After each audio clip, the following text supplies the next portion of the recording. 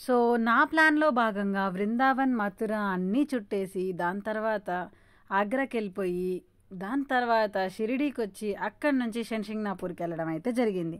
So, ఈ ప్రాసెస్‌లో శంషింగ్నాపూర్‌కెళ్ళడానికి షిరిడీ నుంచి మనకి 1 ½ అవర్ పడుతుంది. అక్కడ మధ్యలో ఆపారు.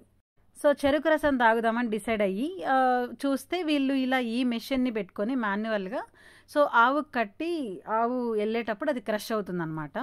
సో, ఇది ఒక డిఫరెంట్‌గా అనిపించింది. కాకపోతే మన సైడ్‌లో లాగా మెషిన్స్ యూజ్ చేసుంటే బాగుండేది. కాకపోతే ఇక్కడ జంతువుల్ని యూజ్ చేస్తున్నారు. వేరే ఆప్షన్ లేదు. దాని తర్వాత తాగేసి ఇంక బయలుదేరేసాము. సక్సెస్‌ఫుల్‌గా శనిసింగ్నాపూర్‌కి అయితే రీచ్ అయిపోయామనమాట. దిగిన వెంటనే డ్రైవర్ కాంటాక్ట్ నెంబర్ ప్లేట్ అన్నీ తీసుకోవడం జరిగింది. వాళ్ళకి మన నెంబర్ ఏమో ఇవ్వడం జరిగింది. మనకి ఎంట్రన్స్‌లోనే ఆయిల్ అవన్నీ దొరుకుతాయన్నమాట. నువ్వులు ఇప్పుడు దేవుడికి ఏవేవైతే సమర్పిస్తారో అవన్నీ దొరుకుతాయి. సో, ఇక్కడేంటి అంటే ఒకటి కండిషన్ ఉందన్నమాట. మీరు దేవుడికి డైరెక్ట్‌గా చేయాలి, నూనె అభిషేకం చెయ్యాలి అనుకుంటే, సో, అక్కడ నూనెలు అమ్ముతారనమాట. డిఫరెంట్ నూనెలు. సో, అవి అభిషేకం చెయ్యాలనంటే మీరు తీసుకోవాలి. అండ్ దాంతో పాటు టోకెన్ కూడా తీసుకోవాలి.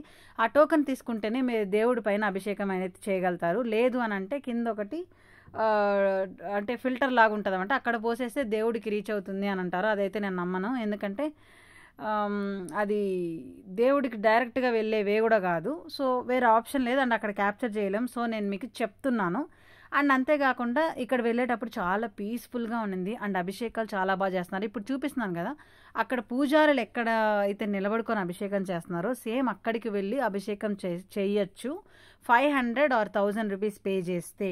లేకపోతే మాత్రం మీరు అక్కడి దాకా వెళ్ళి చేసే ఛాన్స్ అయితే ఉండదు.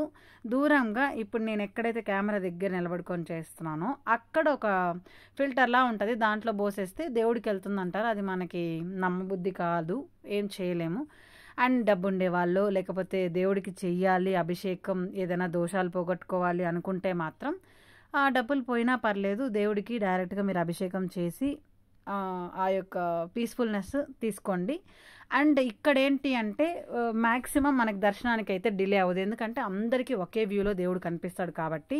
సో, ఇక్కడ మ్యాక్సిమం డ్రైవర్స్ ఒక 1 అవర్ వెయిట్ చేస్తారు. సో, ప్రశాంతంగా చూసుకునేసి అండ్ శనీశ్వరుడి గుడికి వచ్చిన తర్వాత వెళ్ళేటప్పుడు ఏమీ తీసుకొని పోకూడదు అనేది కొంతమంది నమ్ముతారు. సో, అది పెద్దవాళ్ళు చెప్పిన మాట కూడా. సో, అందుకని చాలామంది ఏమీ తీసుకొని పోరనమాట. కొంతమంది ఆకలేస్తే ఫుడ్ తినేవాళ్ళు ఉంటారు. అది కాకుండా వస్తువుల పరంగా అయితే ఏమీ తీసుకొని పోరు.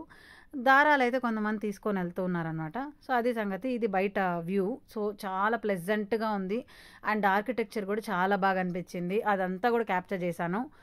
అండ్ క్యాప్చర్ చేసి దాంతోపాటు మీకు చెప్తున్నాను సిచ్యువేషన్స్ ఏంటి అనేసని. ఈ స్తూపం ఉంది కదా! పెద్ద స్తూపం. ఇక్కడ చుట్టూ చిన్న చిన్న వచ్చి దేవుళ్ళు ఉన్నారనమాట.